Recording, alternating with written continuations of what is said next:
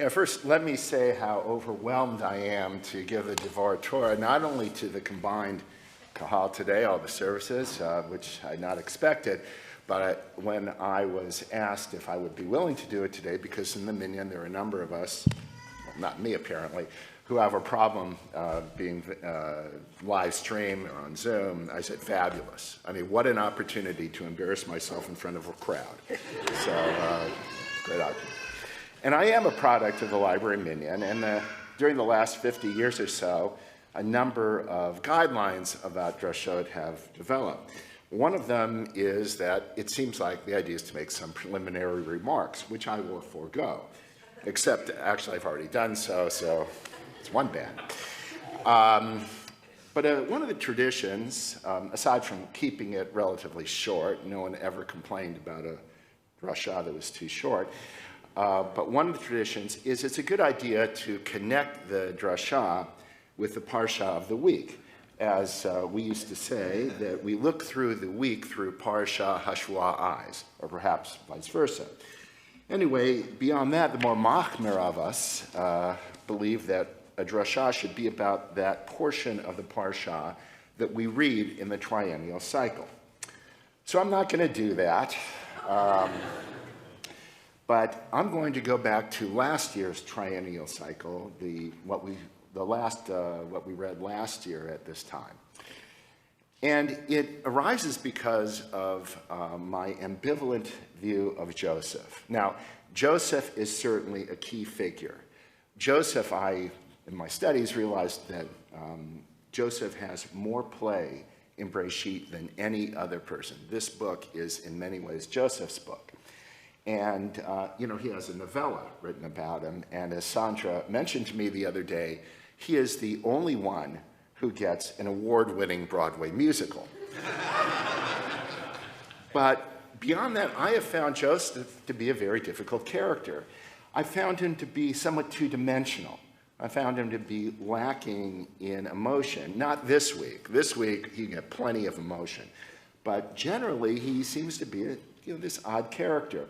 He doesn't pick up on social cues. Otherwise, he might not have gotten thrown into the pit by his brothers. Otherwise, he might not have been thrown into jail. And think of it, when he interprets the dreams of the cupbearer and the baker, the cupbearer and the baker in prison, the way that he describes those dreams, there's no differentiation between someone who is forgiven and lives and someone who dies, someone who is executed.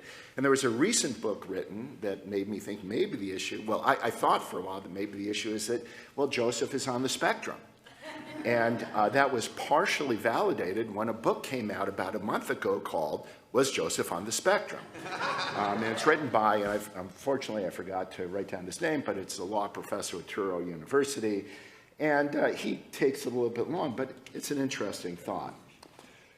But as I said, Joseph so often seems devoid of emotion. There's no record of him crying out to Hashem when he's thrown into the pit. He doesn't cry when he's imprisoned by Potiphar, and his assurance is both astounding and unfounded. Ultimately, everything that he talks about is that his response to all these situations is that it was ordained by God. And it was ordained by God, and there's no real human answer to it, no emotion. And unlike his father, his grandfather, and his great-grandfather, he actually doesn't have a personal relationship with Hashem. God does not speak to Joseph, does not speak to him in dreams. God speaks to Joseph in other people's dreams. Now, but what has troubled me most about Joseph for many years is the story of Joseph's reinvention of the Egyptian economy and political structure, which occurs in chapter 47, verse 13 through 27. And no, you don't have to pick up your chumashim, even though they're there, because I'll tell you about it. So what happens in that brief passage? First, Joseph, the people were starving. They had no food. So Joseph gathered all the money that was to be found in Egypt and Canaan as payment for food, And he gave them food, and he gave the money to Pharaoh. And then the money ran out. And the Egyptians and Canaanites again begged for bread, but they had no money. So he told them, well, give me all of your livestock. Essentially, give me all of your possessions. And they did. And he took it and he gave it all to Pharaoh. And then the following year, the Egyptians and the Canaanites then said, again begged for food. And they said, we don't have any money and we don't have any possessions. So we'll offer up our land and we will become serfs to Pharaoh. And Joseph took that offer and acquired all of Egypt for Pharaoh, except for the priests. And I would note that according to some of the commentary, this section was written, is part of P, so it's part of the priestly section, so who knows. But anyway, Joseph concentrated almost the entire wealth of Egypt into Pharaoh. And that was Joseph's job. But he does something more. He removed the population of Egypt, town by town, from one end of Egypt's border to the other. This is radical. And the rabbis' reaction to this in particular is mixed. Now, there's some rabbis who praise Joseph. Nachmanides says that Joseph had great wisdom and understanding and knowledge, and he was completely reliable to Pharaoh. Not only he only worked only for Pharaoh, there's no indication that he diverted money to himself.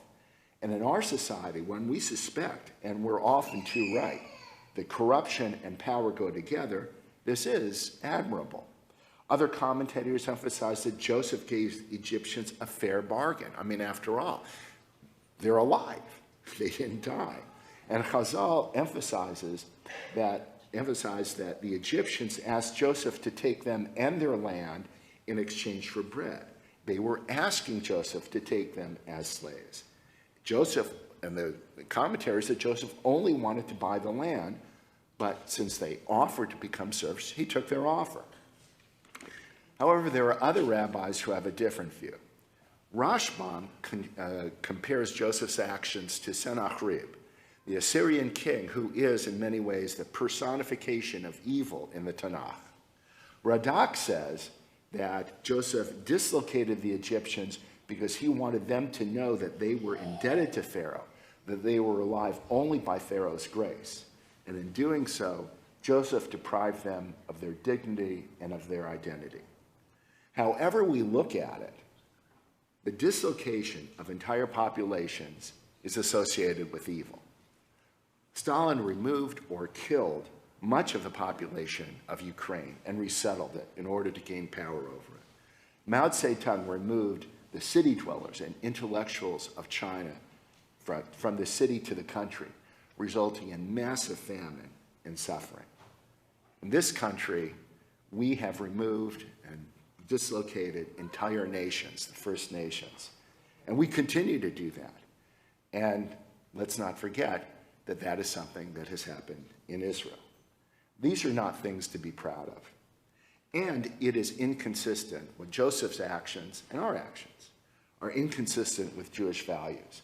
How does this fit in with the sabbatical year, with the Jubilee year, with the return of the land to the original owners and the forgiveness of debts? So as so many times in the Tanakh, we have to ask ourselves, why is this story here at all? How does this improve the narrative? Why do we need to know how Joseph reconstructed and empowered Pharaoh? Well, Joseph did do well by Pharaoh, but he also created a large landless society at the mercy of Pharaoh, and he didn't have to. He could have taken their land not by owning the land, but as security for repayment. He could have chosen not to make them serfs, but he could have chosen not to remove them from their land. But he chose to enrich Pharaoh over all else. As we say in my business, he was a vigorous advocate for his client. Well, probably more than vigorous. And years later, we probably suffered from that, because years later, when a Pharaoh arose who did not know Joseph, do we think that the ordinary Egyptians, serfs at the hands of the Ephraim, felt compassion for the Ephraim? Did they feel compassion for the Jews who, as we know from the final sentence in this segment of the story, acquired possessions and multiplied in Goshen? Perhaps it's true that this is just the way the script was written. Perhaps it's true that everything he did was preordained by God. But today, we should remember that we are empowered to make choices and that our choices have consequences. As Michael Birnbaum said last week, in so many ways, the world is at a precipice. The decisions we make and the decisions in which we are complicit have meaning and have import. The coming years will see us tested. Let's consider not just what is expedient at the time, not just what serves our current goals and the goals of those for whom we work, but let us extend our vision further and examine how our choices reflect our values and our hopes for the future.